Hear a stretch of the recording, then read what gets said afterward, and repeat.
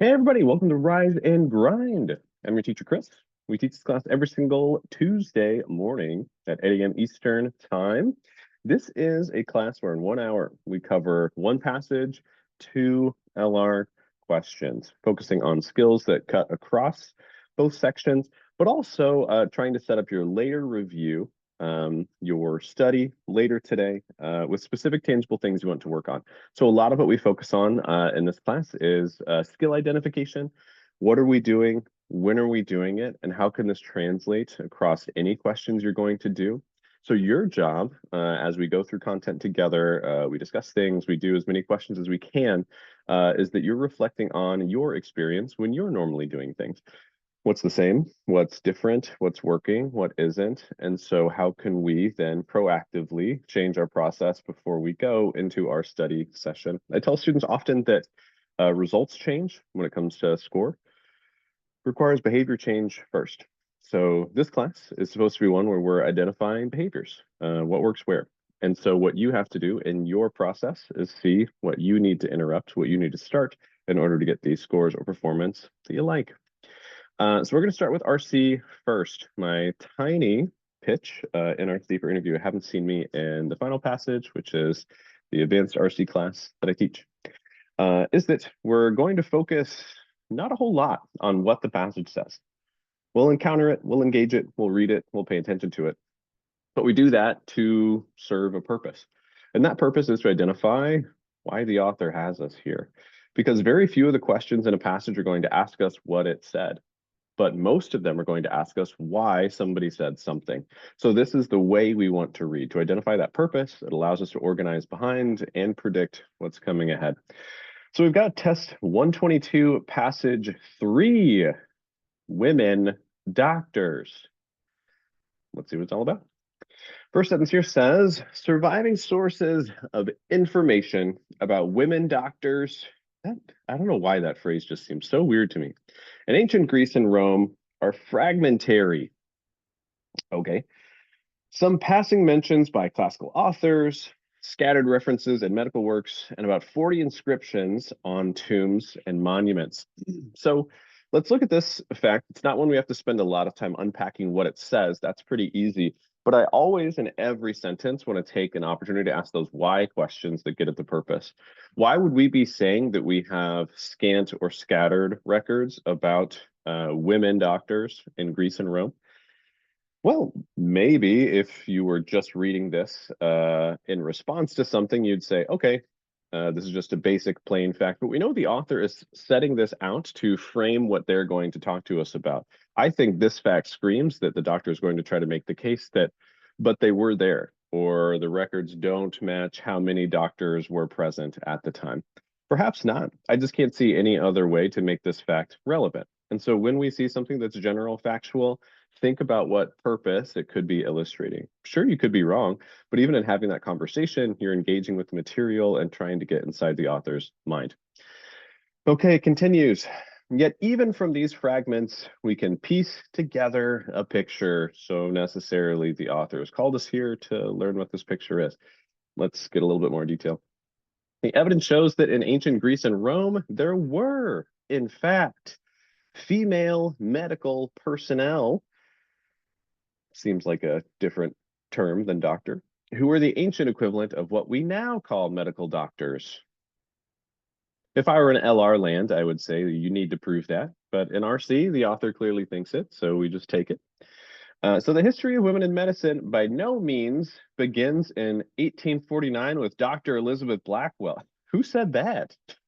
Where did this come from? It's like you're arguing with me. I didn't tell you this. I don't even know who this is. This could tell us that there's going to be another POV we encounter in the passage, maybe another argument that this is when medicine started, or not. Maybe this author's just mad and talking to somebody who isn't here. This is like a shower argument. Like the next day after you had an interaction with somebody that actually like washing his hair. It wasn't Dr. Elizabeth Blackwell. Think ancient Greece and Rome. They're not here anymore. You lost. Okay. Anyways, doctor thinks we started in Greece and Rome, or the author, not the doctor. The first woman to earn an MD in modern times. Good job, Dr. Blackwell. Or even in 1321. Who are you talking to? With Francesca De Romana's licensure to practice general medicine, the earliest known officially recorded occurrence of this sort. Okay, so we get a pretty clear picture of what the author believes in this first paragraph. And I think we can suss together how they're going to have to show it to us. So the author is making the argument that Greece and Rome had female doctors, okay? And what we have to do is prove this with the scant evidence that's available. That's also part of the author's claim. So what we're going to encounter necessarily are examples of scant evidence. What are we seeing? Where are we seeing it? How does it demonstrate conclusively to the author's mind that women were practicing medicine? This is probably going to be pretty easy for us to tie together as soon as we get it. The danger in a passage like this is we're going to get lost or distracted in background information that isn't relevant or expository stuff that isn't advancing our purpose, making us lose focus on what matters. All that matters here is just the author proving the point using the scant evidence that there were doctors. It's possible that we're also going to encounter a counter argument. So these people would say this, those people would say that. We'll be prepared to put that in context as well. That wouldn't fundamentally change the main point of the author. All right, paragraph 2, show me some evidence. Help me meet some doctors. The very nature of the scant evidence tells us something. I should hope so. It's your argument. There is no list of women doctors in antiquity. No direct comment on the fact that there were such people. I don't think that's a complete sentence. There's a grammar error. You can't just comma and write a new sentence after. Instead, the scattering of references to them indicates that, although their numbers were probably small, women doctors were an unremarkable part of ancient life. I'm sorry, my LR brain is turning on, and I can't believe how bad this argument is. Starting off here, this person is saying because there were no lists of doctors, it shows how many doctors there were. Because it was so common, nobody would put them on a list. And I'm just like, or what if there weren't any? What if that too? How does this make sense? That there's not a list as evidence that there were a lot of female doctors? This seems really bad. I think for the author to actually illustrate this, we'd want to see an example of something that was really common, that wasn't on a list, and that was the reason why. Maybe you could gesture for this, but I'm not convinced by this at all. For example, in the Republic, 421 BC, that'll be crucial for us to remember, probably get us a lot of points in the questions after. Just kidding, it doesn't matter at all. The earliest known source attesting to the existence of women doctors in Greece, Plato argues, for the good of the state, jobs should be assigned to people on the basis of natural aptitude, regardless of gender. But this doesn't mean it happened. I think this author's in dangerous territory. To support his argument, he offers the example that some women, as well as some men, are skilled in medicine, while others are not. Okay, perhaps. Here, Plato is not trying to convince people that there ought to be women doctors. Rather, he's arguing for an ideal distribution of roles within the state by pointing to something that everyone could already see, that there were female doctors as well as male. Okay, so we see the authors start to engage their argument here. This paragraph just is like, look at the type of evidence we have. And I think this is supposed to be maybe anticipating a challenge that somebody would say, there's no list of any doctors ever. This person is trying to spin that actually in his favor, which is very lawyerly. Pay attention to this type of argument, saying, actually, that's good for me. The author saying that's good for him because doctors were so common of the female variety. Who would write it down? We also have this Plato thread going through. I'm not convinced. I think the author's going to have to do a little bit more work with evidence. So let's press on, see if we get it. Moreover, despite evidence that some of these women doctors treated mainly female patients, their practice was clearly not limited to midwifery. Not a phrase I'll probably ever read again, midwifery. But this is also telling us something about the author's perception of what medical practice is. This is the author saying a midwife is not a doctor. And so this could be something potentially we would see in a question, probably in a wrong answer or something we'd have to eliminate. Noted here, the whole basis of us bringing up this midwife claim is to say this isn't what a doctor is, yet despite that, we still have female doctors. Anytime the author defines something for us, tells us something they believe or how they would interpret something, it's important for us to pay attention to. Small one here, but could be relevant. Both Greek and Latin have distinct terms for midwife and doctor. And important texts and inscriptions refer to female practitioners as the latter. Okay, so a couple things that we could use to differentiate the paragraph prior and this one. In the last paragraph, it was more about the lack of written down evidence, right? We have Plato that wrote about female doctors and the skill of women, actually, just the skill of women in healing, but not any lists of female doctors. Here, we do see inscriptions of female practitioners as doctors. Okay, so if we get a question about are there written materials referencing doctors, we have to say yes now. This is a new thing. Other references provide evidence of a broad scope of practice for women doctors. Okay, so another written example, kind of referencing female doctors implicitly. The epitaph for one, named Domnina. My Latin is rusty because I've never taken Latin, so I probably pronounced that wrong. Reads, you delivered your homeland from disease. Cool. A tribute to another describes her as savior of all. Oh, that's a bold claim. Everyone was saved by Domnina. I'm sure she was good, but in LR, we'd have to say no. Through her knowledge of medicine. Okay, so what we want to remember as we read these texts is that this seems to be, I think, prior. Yes, the author's making the case this is referenced in a text where they're naming this person as a doctor, using these distinct terms with the information after, talking about what they actually do in their practice, the scope of their work. So this is the author also saying, yes, they were called doctors, and as doctors, they did doctor stuff, not just midwives. Okay, I really just want to get out of this passage. I feel like the author has been beating this horse into the ground. So sometimes when we see the author accomplishing their purpose, showing us evidence, demonstrating doctors are here, you can sometimes see the claim be advanced a little bit. We'll push it into new territory. We'll say something slightly different about it right at the end. We'll say, because of this, now we have to think of this. Maybe not. Maybe we'll just keep encountering evidence, but this is something for us to pay attention to in this last paragraph.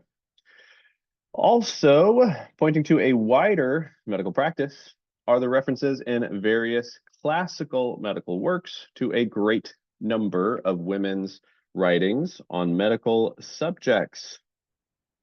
Okay, so we're still trying to, from the paragraph prior into this one, talk about the work women were doing in medicine as evidence that they were expert in medicine and sort of implicitly that they were doctors.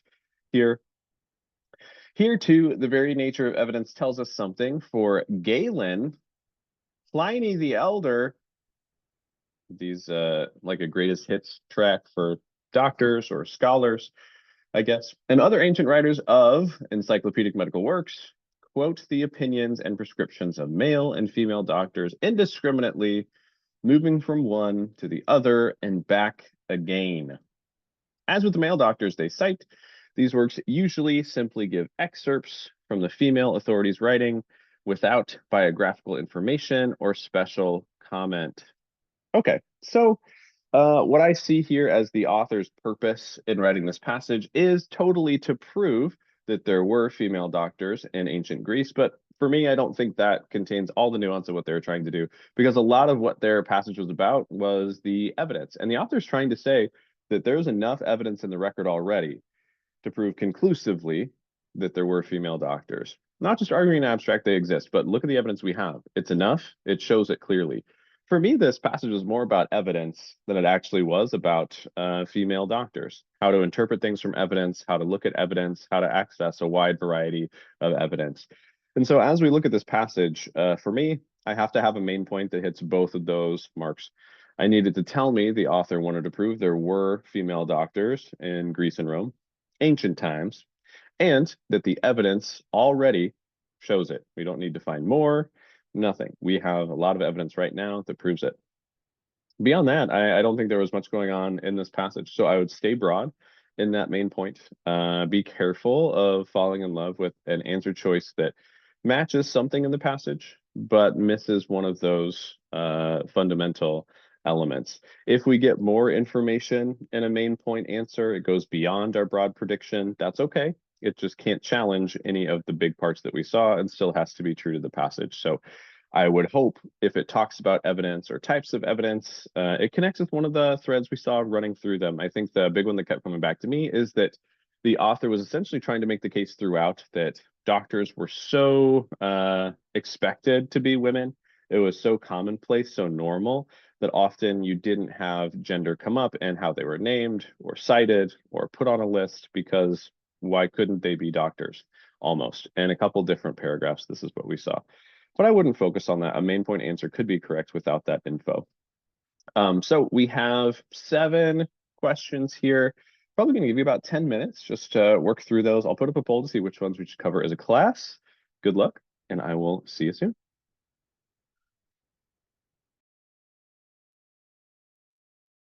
All right, medical history fans, let's come together. Talk about some questions in this passage. If you didn't get to work through all of them, totally fine. I didn't want you to if you weren't ready to finish. If you do have any questions along the way that you can fill out on the poll to let me know you want to cover, please do so, because especially in this class, we rarely get to all of them just by nature of the time. I get to as many as I can, but I really want to know what was important to you just so we can check it out, because there's a close race between a couple of the questions on here. Just shares of a fractional ballot could swing this election entirely, and only 61% voter turnout right now. Very like us in the United States. So looking at the poll, looks like we should spend some time on 15 for sure, 19 for sure. But depending on how representative this poll is of the larger sample, it seems like we could get a lot of value from doing a couple questions on here that might have proved tough for the class overall. So I want to hear from you. I'm going to start with 15, go to 19. If there's other things you want to see from this passage, shoot me a DM, put in chat. I don't want to leave questions on the table for you. I want you to feel satisfied with being able to tie everything in this passage together, which maybe you'll be able to after we go over a couple. We'll see. But let's start with the first one on the poll, which I already forgot what it was. 15. Let's head there, and then we'll move to 19 thereafter. Okay, 15 says, which one of the following does the author mention in the passage? Okay, these are this is my least favorite type of questions to teach, not because they're difficult, but because it's going to be annoying that the reason we eliminate every wrong answer on this is just because they're out of scope. They weren't talked about, they weren't discussed. What can happen in wrong answers is that we will see a reference to something that was maybe gestured toward in the passage, or even a phrase or name that was mentioned in the passage, but what we say about it won't be supported. So the danger here in this type of question, and what these are often very representative of, is either not having the requisite high understanding to recognize things you read and things you didn't in the answer choices, or sort of a lack of confidence or mindset in going through the answer choices that allows them to sort of persuade you. And so the best way to interrupt both of those tendencies is, one, to spend truly all the time you need in a passage to know there's nothing in there that you didn't read, that you can't account for, no surprises left. You sorted through every single bit of it. And two, to only go into the answer choices looking to eliminate wrong answers. Don't go in hoping to find the right answer that's going to jump out and give you a hug, because then it puts you in this place of like always trying to see if you could make a case for an answer rather than just letting your doubts tell you to eliminate. You'll lose no points across the LSAT from eliminating all 5 answers. Never, ever. You will lose points by trying to argue for answer choices, because you're going to be a lawyer someday. You're good at arguing, right? You'll talk yourself into a corner and pick an answer that, looking back, you'll regret that you did. So let's go into this one. Wrong answers will be wrong because they weren't in the passage. Let's check out A. A says diseases that were not curable in ancient times. Let's pause here. I don't even know what diseases we would be talking about. Really, we talked about that one doctor, Domnina, who delivered her homeland from disease. I think that's it. So even just the scope of this and the topic makes me doubt that this is something we covered. But we have additional stuff qualifying it as well. Not curable in ancient times, but are readily cured by modern medicine. Through what? What modern medicine? This is just not something I remember us covering at all. Another thing you can think about as we go through these answer choices is often you should check and make sure that the answer you're vouching for and saying, yes, this is in the passage, is something that would have been relevant to accomplishing our main point. Like something that the author would have needed to cover or would have been happy to cover to tell you what they wanted to tell you. Nothing about what our author was trying to prove us was about when and where diseases were curable by medical technology. Should be a big red flag as we're evaluating answer choices. B says, a specialized field of medicine that was not practiced by women in ancient Greece or Rome. Nope. The only fields of practice that we saw were midwifery and doctor stuff. But both of those, the passage communicated to us that women did. So if anything, maybe we saw a practice that you could say, maybe men weren't here in midwifery. We don't even have the proof to support that either. So I don't think we split gender the way that B tells us. We can eliminate. C says, a scholar who has argued that Francesca de Romana, no, this is where we were joking about our shower argument, because there was nobody that was speaking to these things. Nobody was arguing this, and the author was just bringing them up out of nowhere. So I don't know who would have done this. Didn't name any scholars, didn't bring them in. We actually didn't encounter any other POVs. And this one we could eliminate. D says, the extent to which medical doctors in ancient Greece and Rome were trained and educated. So we talked about the practice that they did and what types of things that they performed as doctors. But notice the burden of proof that intro phrase on D provides to us. The extent of the medical education would mean we know the beginnings and ends of that medical education. Like step one, this, step two, this. Even if they're vague, we'd have to see at this point someone is educated as a doctor. And before that, probably not. Or these are the things doctors are educated with or by. We didn't really talk about that at all. And so I think that's a burden of proof our passage can't cover. Not something we could select here in D. I don't know what they had to do. And then E says, ancient writers whose works refer explicitly to the writings of women. Yes, so this is something we had gestured at by Plato. I don't think that's the example that could carry answer choice E, but as we look at the end of the passage, those names, Galen, Pliny the Elder, those guys, they were quoting female doctors in their work. And so note, referring explicitly to the writings of women is different than referring explicitly to female doctors in your writings. Remember that thread in the passage is they would write things by female doctors without really paying much attention to their gender because it wasn't relevant. So if E was something that didn't jump out at you because you thought, well, they didn't write about women, that's correct.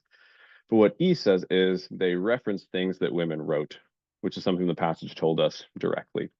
And so another tip on this type of question, if it continues to be difficult, is that I think this question and the type of question here is the most clearest example of why I like to tell students to focus on that 80-20 ratio, 80% of your time in the passage, understanding, 20% in the answer choices, because I need you to wait to enter the questions and answers until you can say conclusively, I know what was in this passage. And if I see something new in an answer choice that's unfamiliar to me, that's not my problem. That's the answer choice's problem.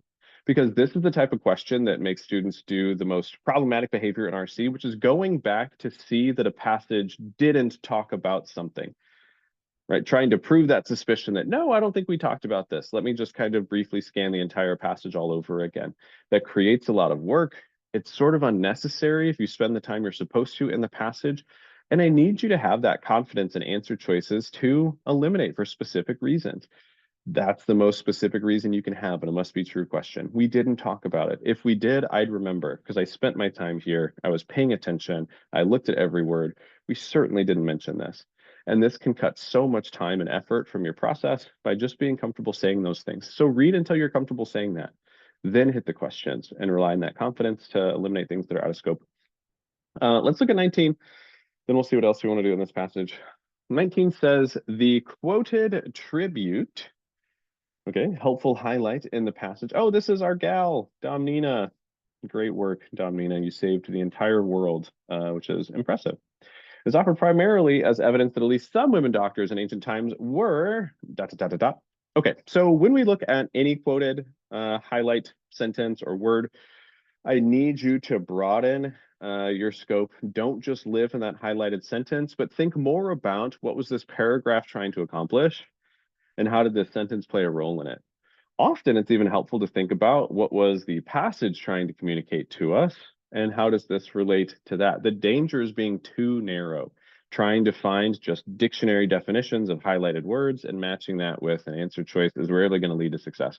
So when we look at this paragraph, this is where the author was talking more about the actual work that doctors were doing, female doctors specifically. What types of things did they do as doctors? Because this is where the author was trying to say they weren't just midwives, right? Maybe there could be an anticipated challenge that, well, they called them doctors, but they were just doing midwife stuff. Well, no, this is the paragraph where our author says, actually, they were saving the entire world in Domnina's case. She's like the first Avenger or something. So this is really what I want to find in the answer choice. And none of that really required me even rereading the sentence because this is a sentence that matched the entire purpose of the paragraph. You could probably highlight any of these sentences in here and I'd give you the same answer. So let's look at A. A says, offered primarily as evidence that they were acknowledged as authorities by other doctors. No, this isn't where we even talk about other doctors referencing female doctors here in Galen and Pliny the Elder. And this epitaph here, we don't actually know who wrote it. I don't know that they'd be an authority. This could just be the community that she helped. And this isn't what this paragraph was about. It would be really weird to have a paragraph where the entire purpose is telling me the type of work that they do is not just midwifery, and to end with a sentence that's supposed to prove that other doctors acknowledge them as authorities. Those are sort of different things, right? Use that broader big picture understanding of what paragraphs are doing to make answer choices like this a little bit easier to cast aside. B Yeah, I says, picked that. I guess it oh yeah, doesn't. I guess it was wrong because it doesn't say who's saying it, which makes it totally off base and not even possible. It doesn't yeah, refer to who wrote it, so it couldn't be true. yeah, I think that's the first primary way that you could use Yeah. to engage this one. But I think also checking in with that like broader purpose to see if that seems sensical as well. Like, is Yeah. this something that this paragraph was trying to do? Not quite yet. I think this is something the passage wanted to do before we were left. Maybe not here though. B says highly educated. Again, I don't really know what counted as education, what they did to educate people at this time. Certainly didn't get it from this paragraph. I know she was good. She saved the entire world, savior of all. And that was from knowledge, but I don't know that she was educated in terms of the time. I also don't think that the level of education that she had was the purpose of this paragraph. This is supposed to be primary evidence of something. So essentially, what we're seeing in the answer choices are claims. This is the argument of this paragraph, and this is the primary evidence for it. There's no way that the primary argument of this paragraph is that women who practice medicine were highly educated. Just doesn't line up with any of the text here. C says very effective at treating illness. I could see this being attractive because it talks about Domnina just being so good at saving the entire world from illness. But if this were the meaning we were importing to this quoted phrase here, it doesn't really make sense that we're talking about midwifery versus doctors and slicing that thread here. I really think the answer here is that we're trying to prove that they did actual doctor stuff. Part of that could be treating illness, but treating illness isn't the point of what we're trying to accomplish in this paragraph by saying they weren't just midwives. The framing, top part and the bottom part of this paragraph is so key for us to try to understand what the author was trying to get out of this section here. yes, I think Domnina was very effective at treating illness. But if that was the only purpose that we're trying to execute in this paragraph, the paragraph would read much, much differently. Let's look at D. D says engaged in general medical practice. I think this is precisely what we were trying to do here, just showing that they weren't birthing babies. They were treating illnesses around the world. This is precisely what we were trying to do here. And reading this as like the subhead or the bullet point of this paragraph really kind of brings sense to everything that would go underneath, right? It would sort of fit. They'd all gesture towards this point. They'd all help execute it. They'd all help prove it. This is what you'd want to feel in this primary purpose question. So this has got to be it. Look at E, praised as highly as male doctors. Not quite. Just because we see praise given to Domnina, who is a woman, doesn't tell us anything about the state of general praise for women or men in this case. Any other questions about this one? Oh yeah, Michelle, I think that's a helpful comment. Talking about like knowledge we have about medicine today and tagging terms we see in the passage. A helpful reminder, which you didn't need because you got this one correct, is that enter these things like you're as dumb as I am. You don't know anything about anything, nothing about no one. We only know what this passage tells us, right? And so can try to cut off that importing meaning in our heads of terms and phrases, because what this question is really asking us is, why is the author, as the author has defined things, using these terms in relationship to each other? So we're just living in their world. We're kind of like their lawyer, right? I'm advancing their argument, responding to their argument. Any other questions here on 19? Or any other questions in this passage you want to see before we head over to LR land? If not, totally cool. We can just rock and roll to the next one. If there's things you want to talk about after class, I'll hang out after questions you just want to discuss or individual things that came up. But let's pop over to our first LR question. Given the time, we're probably just going to rip through these together. But if you have thoughts, questions as we work through these, raise your hand. Let me know, chat with me. But let's check this one out. This is Ancient Relic. Test 122, Section 4, Question 8. Okay. Oh, there. It was just loading slow. One good clue as to which geographical regions an ancient relic was moved through, maybe some ancient relic, speaking to a female doctor who saved the whole world in the past, involves the analysis of pollen clings to the surface of the relic. This is a very, very weird sentence to start off. It tells us, here's one good clue. So what I would want us to think about here is, what is this sentence functionally? Is this a piece of evidence? Is this a conclusory type statement? I.e., is this what the author is trying to get us to believe by the time we leave here, that this is a good clue? That regions that this thing moves through, you can tell by the pollen that's on it. What we'll have to suss out is the relationship of this sentence to the other one here, which is supporting what here? Or do we maybe have an implied conclusion between both of them? But here, don't read this too strongly. We just get a tiny clue, one good thing, a helpful hint. Where this thing moved is by looking at pollen on it. A relic is linked to a geographical area by the identification of pollen from plants that are known to have been unique to that area. My question is, like, what if something just brushed against it and dropped off some pollen in a region it would never have gone to, or it's in like an open trade market, stuff from all over the world, pollen flinging around everywhere. Okay, I don't know. There's lots of ways that pollen could get on something. And the problem with this argument is it doesn't rule any of those out. Sure, it could be true that different areas have different pollen. Sure, it can be true that relics moving from one to the other could pick up that pollen. Absolutely. But this doesn't rule out that like a bumblebee or something from someplace it's never been actually just dropped off some weird pollen that's localized to a different area. So for me, this argument doesn't really seem watertight at all.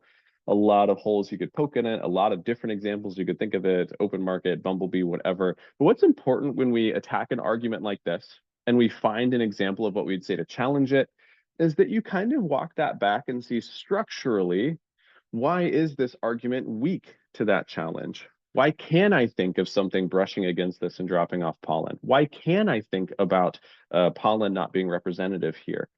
It's because this argument structurally didn't rule out any possible alternative. It didn't name alternatives. It only gave you one hypothesis, right? We see pollen on this thing.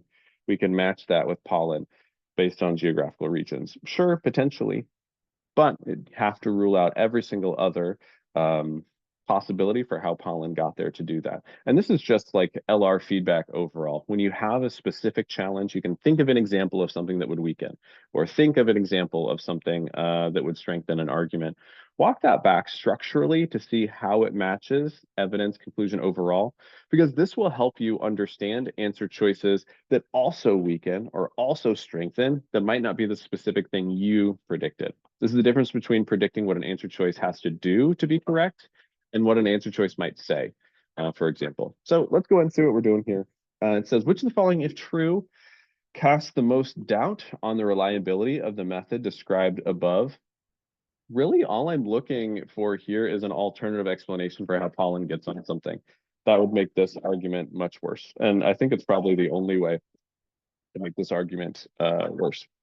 A says, pollens is I thought pollen was already plural without an S. Do you say pollens? Like there's a lot of pollens in the air today? I'm allergic to lots of pollens. I don't think so. I don't know. What do I know? I'm just a LSAT teacher. Pollens are often transported from one region to another by wind or human movement. So this would mean you could have pollen going from one place to another, not because a relic sort of moved through and picked it up, but because wind just blew it on there. So a relic could have pollen on it from someplace it's never been because a breeze brought it, placed it on the relic. This is an alternate explanation, just what we're looking for. Don't make it any more complicated. This certainly weakens our argument. Let's knock out B, C, D, and E, see where they fail. B says there are several less complicated methods of determining the history. We can pause here. The author never made the claim that this is the best way, that this is the least complicated. It just said this is a way to do it. So to weaken an argument, I've got to respond to what the argument's actually claiming. This means you can really close off a lot of these wrong answers very quickly if they're not actually responsive to what our conclusion is saying. The author didn't say this, so we can leave. C, many types of pollen were common to several geographic regions. Okay, but can I tell where a relic moved through based on the pollen on it? This doesn't really help me knowing that pollen was common, uncommon. The relevant question is, if I move something through, can I tell where I moved it from? This is not something that would necessarily weaken the argument. The other thing you'd want to think about with the permissiveness of the language in C is many types of pollen, because be as little as like 2. It doesn't have to be a lot, right? And common to several geographic regions, similarly, could just be like 2 geographical regions. Those words are very ambiguous. They have a wide range. And so if we're reading this to try to eliminate, we can read them small. This could be China had pollen that was very common. This could be Hungary had pollen that was very common. 2 regions sharing some pollen doesn't really impact our argument whatsoever. We could find lots of other pollens or ways to determine that based on the pollen here. Yeah, D, I thought that was data. stronger. I see what you're saying. I thought that was stronger at the time, but Mm, I didn't think about those 2 words. I see what you're saying. Like if you take it to the if you take the words many and several to its like extreme, like if you take it to one side, then it could actually be very little that they're describing. I didn't really think about it like that. That's what you're yeah, and saying, right? that's such a good point, and it's something that I do constantly in LR, so much so that I kind of forget to talk about it sometimes. But anytime we see a phrase, always push it to logical extremes, especially in an argument, because I don't know whether the question is going to ask me to strengthen it, to weaken it.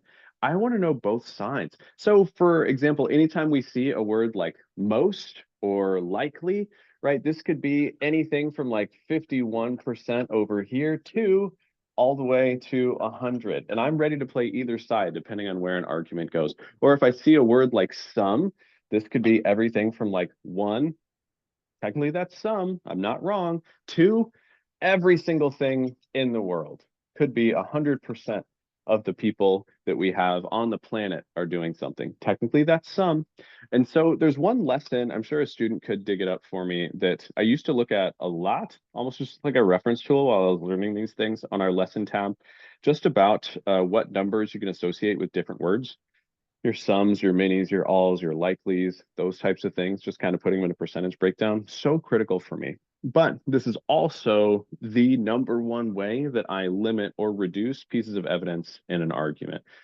I want to make the evidence really shitty, honestly, every single time I read an argument. So anytime I get a word like that that implies a flexible range, I'm just always looking over here on my initial read through. Same thing in the answer choices. If I'm always going in to try to eliminate answer choices, I'm trying to use this bottom half of the range. I want to make this answer choice really bad. Sometimes this allows me to eliminate it without having to work too hard. So I'll dig up that lesson in a second if nobody provides a link, but Yeah, I think it's really that would be important. very helpful to me because this is exactly how they got me. So I read A, I was like, perfect, that's the answer. Let me move on to the other ones. And then I said, C sounds actually a lot stronger. But I guess the key there too is pollens are often. Like if you're looking at the words are often is more than many or several, if you think about it. But I Yeah, didn't. yeah, They got yeah. me. They got me. Yeah, let me just dig up this lesson now before I forget. Oh, here it is. Nice, nice, nice. Yeah, look at this. This was really helpful for me when I was studying. I think there's some helpful videos from Ben too, talking about it. Let's knock out these other ones really quick. We'll rip through the second question as well. D says data are scarce as to the geographical distribution. Well, data being scarce doesn't mean there isn't enough to use, unfortunately. So this one wouldn't weaken as well, knowing that the data is a little spotty. Still could be enough. E, pollen analysis is a painstaking process. It doesn't matter. We didn't make any claim about how easy this was to do. Not really responsive to our argument. So answer here would be A, because it's the only one that's providing an alternative mechanism for pollen being on a thing already. What can we infer about it? A says probably not a lot, because many different things could put it there. Let's hop into this last question on our syllabus, the last few minutes of class, knock this out, and then I'll stay after for any Q&A or things you're curious about after that. As test 122, section 4, question 6, mythical creatures. This one sounds right up my alley. Ending class with a bang. I'm an expert in these. Played lots of World of Warcraft, other things in my life. This is like well in my wheelhouse. So I'm sure this will not be difficult. This one starts off saying the simultaneous and apparently independent development in several ancient cultures. Okay, so lots of different places at the same time and apparently independently. Not saying specifically that it is independent, but it looks that way in lots of different places of a myth of creatures who were half human and half horse parallels the increased use of horses in these cultures. Okay, so this seems, I think, just like a piece of evidence, but depending on how the other evidence relates to it, this could be our conclusion as well. Remember, conclusions and evidence are more about relationships than about the specific text here. But if this is a conclusion, if the other things are supporting this, trying to prove it, it's kind of a big burden of proof here for us to get past. Hopefully, this is just a fact that we can swallow. But what this fact is telling us is that we have across cultures around the world these centaurs popping up in their image. That is tracked with the use of these horses around the world. Okay, let's see how we advance the argument from here. It says, but despite the nobility and gentleness traditionally ascribed to the horse, is that true? Horses are kind of scary to me. I don't know. You get kicked by that thing, you're not waking up again. They're like used in war, right? Like I don't know. Nobility and gentleness. Okay. The mythical half horse, half humans were frequently portrayed as violent and savage. This is what I'm saying. Horses are scary. A horse-man creature is even scarier because men are scary enough, and then you add horse legs on it. That thing's kicking everybody. Um, okay, the author is trying to here in this fact maybe draw a little bit of contrast, but I think the only relevant thing in here is that these are violent portrayals. So I think what we're probably going to see at the end is some conclusion about why we have this supposed tension in the author's mind of things that are maybe in another sense looked at as noble, gentle, but as soon as you add a human part to it, it becomes violent. I hope to see a conclusion at the end that tries to explain this, and then we'll pick apart where it fails. The last sentence here says, many human cultures use myth to express unconscious thoughts. Okay, this is a good chance, based on our dialogue before, we read many human cultures. How many does this have to be? Not very many at all. This could just be two, and the entire history of the universe would fit this criteria. So we don't have to read this strongly, which is bad news for our conclusion. So just two human cultures have used myth to express unconscious thoughts. So these mythical creatures obviously reflect people's unconscious fear of the horse.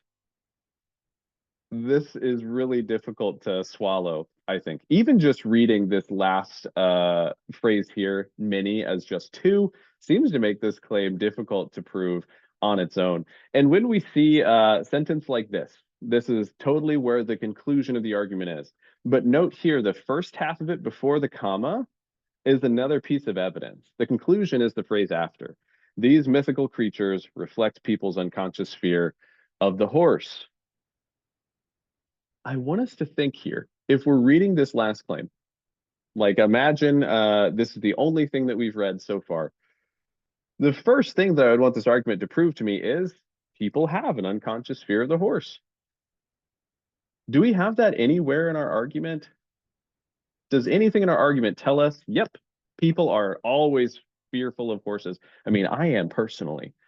That isn't really relevant here. The argument doesn't tell us anywhere at all that people actually have this unconscious fear, and nothing gestures towards it, nothing illustrates it. Potentially, even we have evidence more to the contrary, that we have gentleness and nobility ascribed to the horse here. And so I think this is just a clear example of an argument that to me just fails its burden of proof at the end. It advances something in the conclusion that we've never seen tied to in the evidence. Then I think the argument's hoping that by giving you a wall of text before, you're not really tracking what the conclusion requires you to actually do. So every single time you read a conclusion, whether it's at the beginning, the middle, or the end of an argument, you have to read it in terms of what would be required to make this conclusion logically valid, i.e., what evidence would an author have to give you for you to say, all right, I'll buy it. I'll swallow this. Because almost every single time, these arguments will fail in providing you what you need to get there. But that means like you have to understand that conclusion in terms of what it's advancing. So this is where like the strength of the conclusion really matters. Here, this conclusion is probably not invalid if it says it's possible that these reflect people's unconscious fears. It would be really difficult for us to argue with that on those terms. But when it says it obviously reflects, or you see a conclusion that says thus, that's putting a really high burden of proof on the conclusion, a lot easier for us to quibble with. So looks like it's a flaw question. Reason the argument is flawed because the argument, dot, dot, dot. So every flaw question, I'm always bouncing back and forth between two questions in my head, which are the same questions we evaluate every single closed question with, which is one, does this match what we actually talked about? Is it accurate? And two, does it answer the question? In this case, is it a flaw? Is it a problem? This means that wrong answers could be wrong because they say something that the passage didn't. They don't encompass what we talked about. Or they say something that our argument did, but it's actually not the problem. It's like restating a fact from the argument, for example, or restating a relationship that maybe was properly drawn in a different argument. So this is just to say your number one tool for eliminating things, as everywhere in closed questions, is just finding things that didn't happen. finding things the argument didn't say and closing it out without even thinking about it. You'll get super far in your test experience by being able to recognize accurate things from inaccurate things, especially in these closed questions. So let's check out A. We're going to read it first to figure out, does this match something that happened in the argument? Then we'll see, is this a problem? A says, argument fails to show that the mythical creature mentioned, so this is the half horse, half human. This is the thing that's portrayed as violent and savage, a centaur, I'll call it, just for convenience sake. Mentioned represents the horse in people's minds. I think this is pretty close to the objection that I made at the end. So we had this unconscious fear at the horse at the end. And I said, the only thing we've learned about horses is that people thought that they were gentle and noble, right? Which I think is just the flip side of this. I was saying it only described horses in positive terms. We did have this thing in here that was mentioned as really violent, as really savage.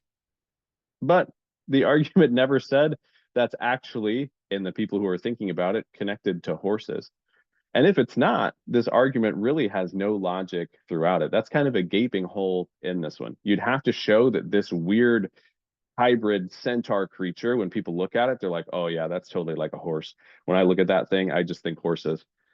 If they don't, then this conclusion has nothing to do with what people think about horses or having an unconscious fear. Maybe they're scared of horses, but that wouldn't explain why they're doing violent images of a centaur if they don't think those are the same, if they don't think there's a relationship. That's a big problem here. Not one that I predicted, or maybe the flip side of one that I predicted, but in recognizing this is something the argument failed to do, it didn't demonstrate this connection. That's question one. Easy for me to then ask, is that a problem for the argument? Answer here is like clearly yes. That would have made a lot more sense for the argument to do this. Let's look at B. Did it fail to consider that people might have a good reason to fear horses?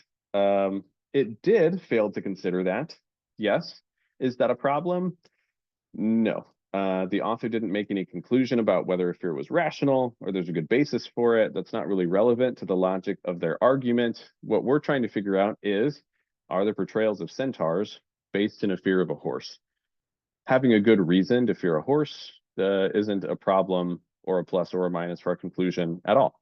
So anytime you see a fails to consider answer choice, when I work with students in tutoring, these are sometimes the most attractive to students who are very stuck on trying to look to the argument to find matches or mismatches as their way to evaluate things. Because they'll look at an answer like B and they'll say like, well, yeah, it did fail to consider this. That's true. That's accurate. And that makes it very difficult for them to say, no, this isn't the answer then, because they see it represented by the text, or in this Yeah, case, it's the lack exactly of what got text. me. Yeah. And so that's where you need that second step in your test always. And it's a good thing you're able to piece that together, Nicholas. You can read that and say, like, the argument didn't do it. That's a critical skill. That's like accuracy 101. That's perfect. Don't change that. But we have to do after saying, like, yep, B is actually true, is to say, even if it's true, does that answer the question here? Is it the problem with the argument? And so in this case, that analysis requires looking at what the author is actually concluding.